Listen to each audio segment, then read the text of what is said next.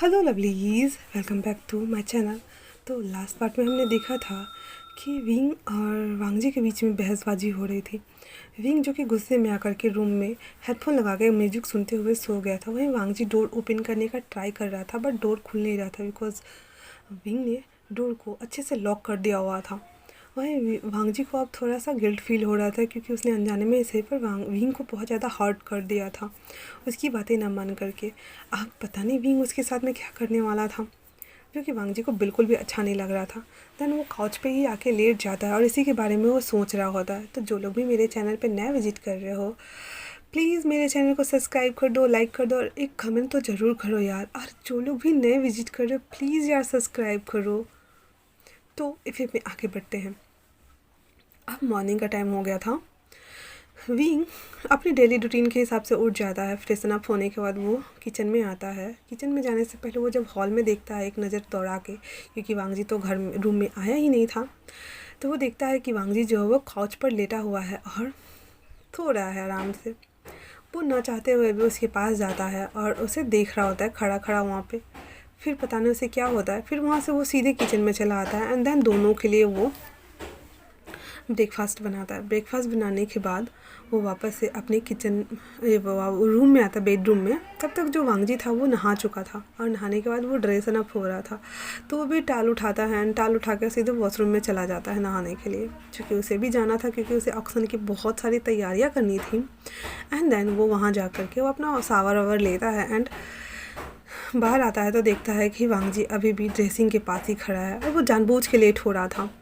उसने कपड़े पहन लिए थे और वो टाई को ठीक कर रहा था। तो जो विंग था वो बाल सुखाते सुखाते आता है और वार्डरोब से अपने पेयर कपड़ों को निकाल के वो पहनने लगा, जो कि वो फॉर्मल कपड़ा पहना करता था, जीन्स और शर्ट या फिर जीन्स और टी शर्ट टाइप का, या फिर उसके ऊपर से आउटर टाइप का जैकेट वाले।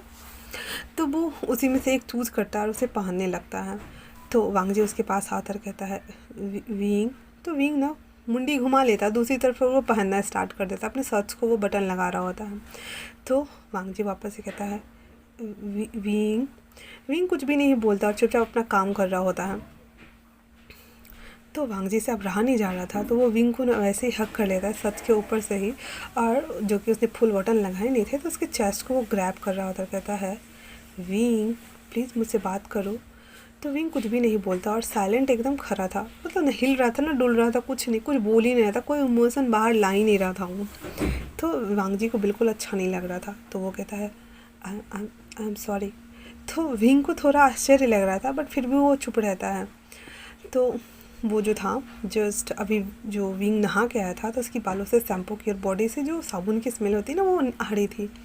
तो वांगजी जो था वो ना चाहते हुए भी उसके नेक एरिया के पास उसके बालों को और उसके नेक को दोनों को इनहेल कर रहा था और वो हस्की टोन में कहता उससे, विंग तुम्हारी बॉडी की स्मेल बहुत अच्छी आ रही है विंग। ऐसा बोल करके ना उसके हैंड्स ना उसके टमी के ऊपर चल रहे थे।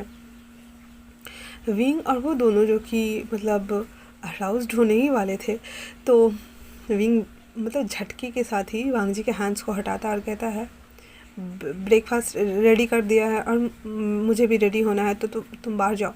ऐसा बोल करके वो वापस से अपने शर्ट्स को लगाते हुए ड्रेसिंग के पास जाके खड़ा हो जाता है। वांगजी को इस तरह से रिजेक्ट किया जाना विंग से उम्मीद तो नहीं था, पर उसे बहुत बुरा लगता है। फिर वो अनमने मन से वहाँ से निकल जाता है, और क्योंकि उन दोनों के बीच अभी इतना परफेक्ट रिश्ता बना नहीं था और भी उनकी शादी को बस कुछ ही दिन हुए थे, तो वो ना चाहते हुए भी डाइनिंग एरिया में आके बैठ जाता है। वही विंग भी जल्दी जल्दी तैयार होकर आके ब्रेकफास्ट करने के लिए आता है, तो देखता है कि वांगजी अभी भी बैठा उसका वेट कर रहा है।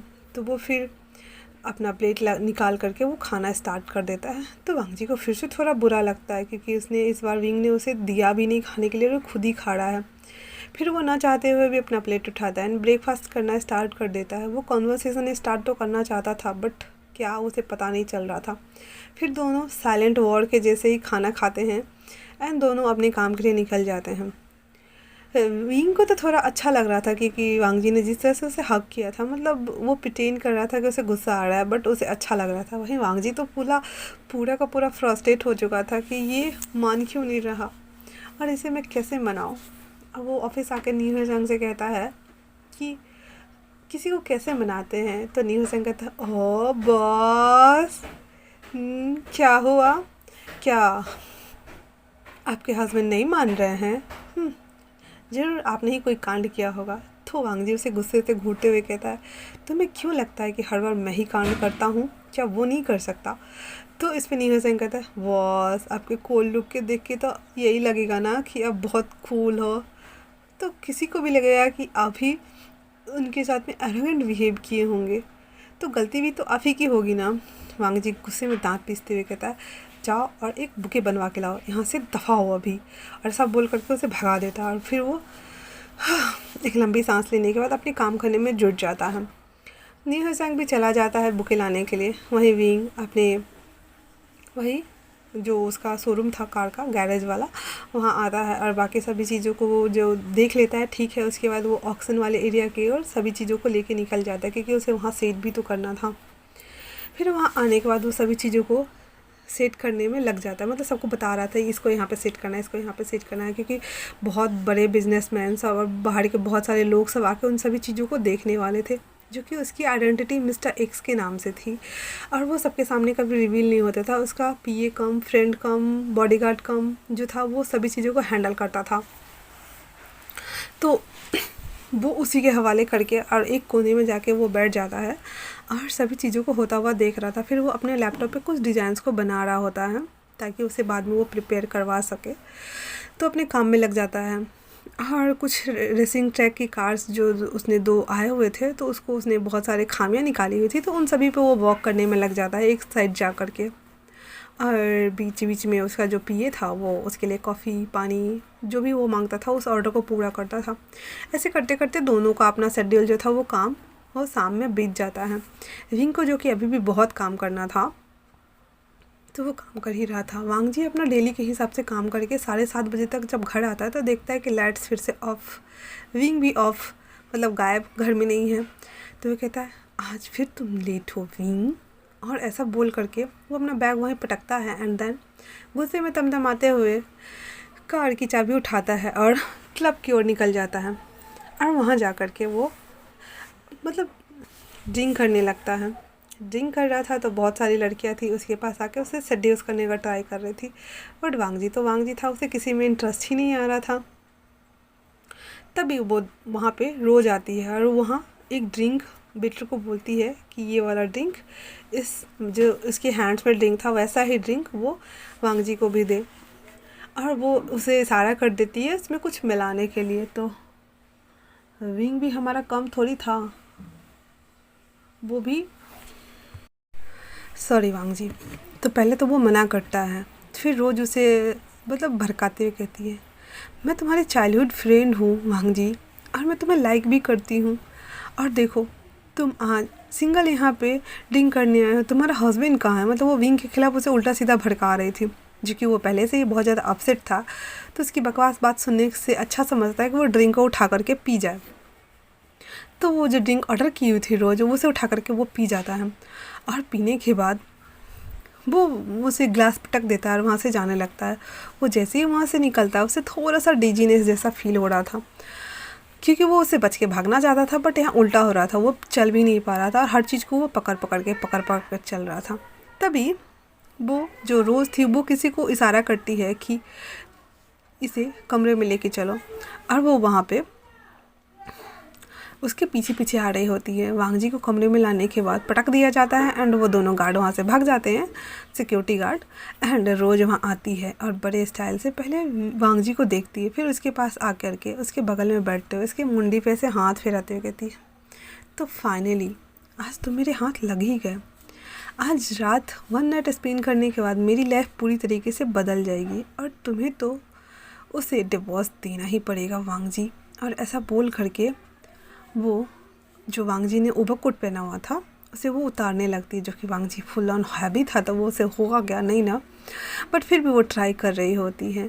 ट्राई करने के बाद वो कुछ पिक्चर्स क्लिक करती है ओवरकोट उतारने के बाद शर्ट्स में ही। वो जो कि बेहोश पड़ा हुआ था, उसे कुछ आइडिया नहीं है, जो कि वो हैंगओवर जो भी था उसमें उसने ड्रग्स मिला दिया हुआ था, जो ड्रिंक उसके लिए ऑर्डर किया गया था।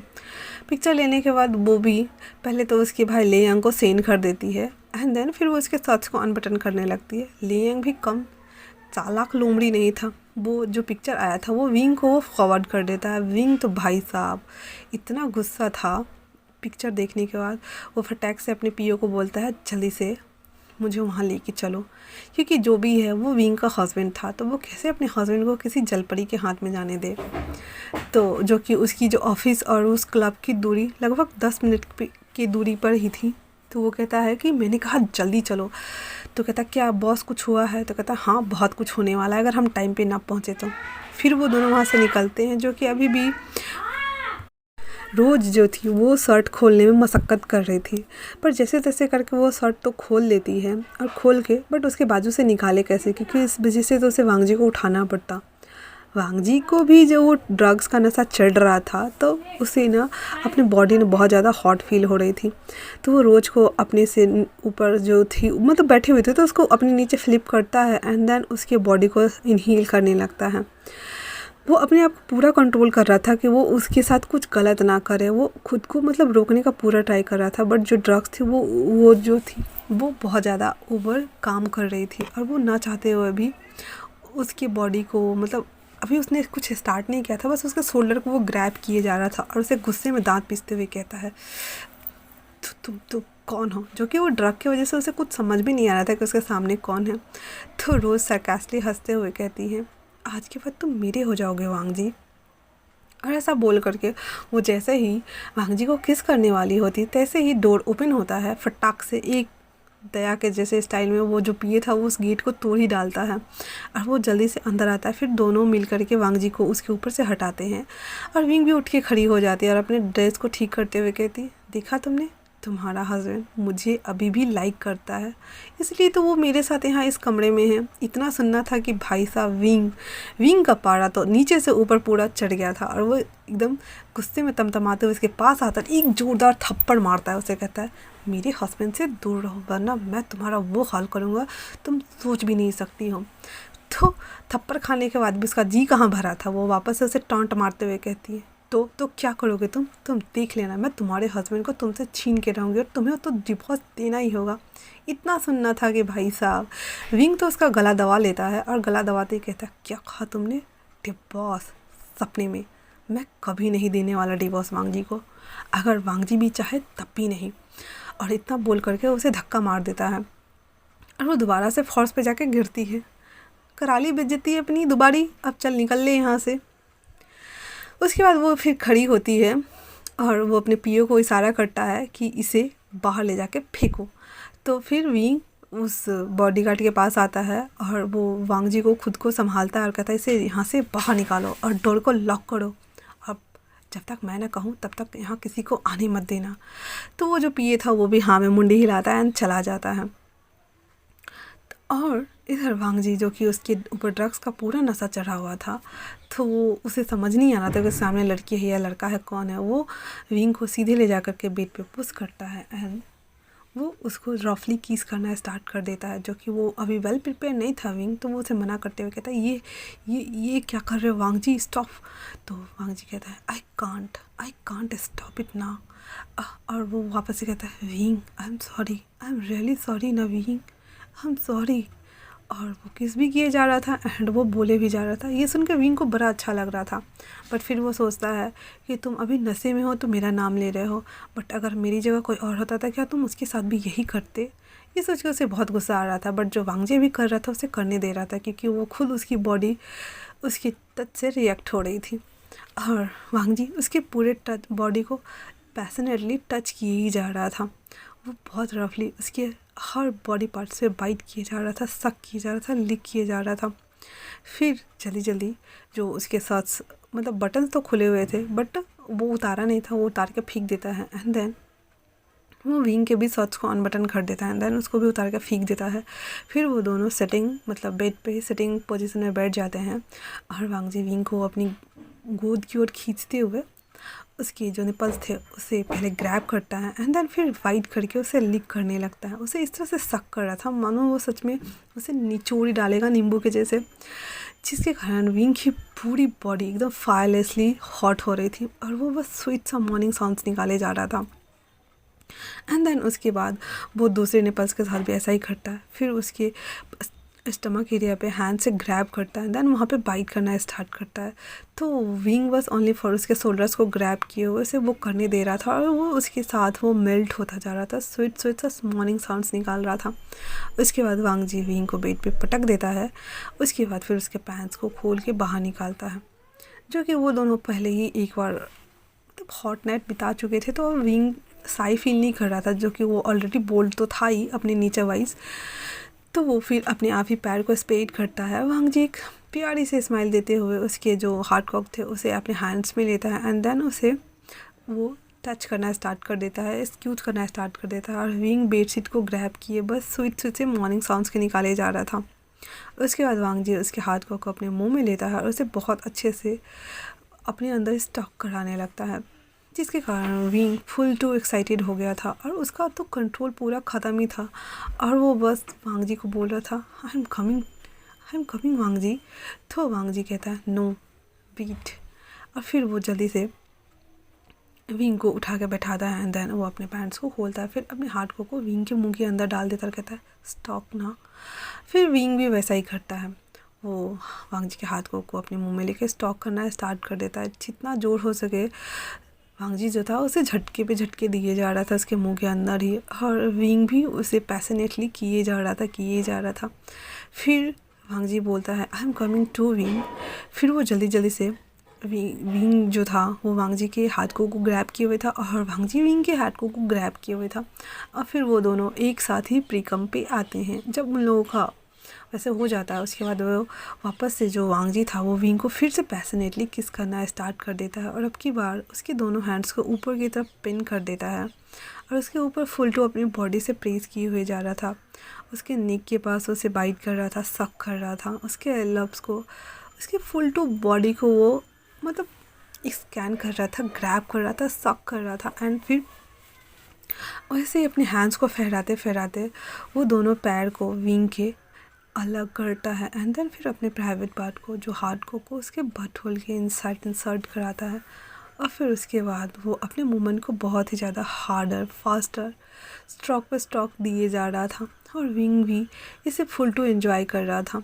वांग जी का 2 बार तो ऑलरेडी हो ही चुका था, बट वो कम से कम तो 6 से 7 बार ऐसे करते हैं, और फिर वो दोनों मॉर्निंग में जाके सो जाते हैं।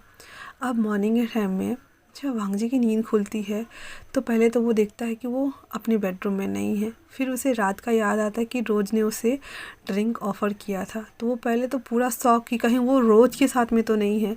फिर जैसे ही वो उठता है तो देखता है कि उसके मतलब वांग जी और विंग इस पोजीशन में थे कि वांग जी का आधा बॉडी विंग के ऊपर था, तो वो जब अपने नीचे विंग को देखता है तो उसे सांस में सांस आती है और कहती है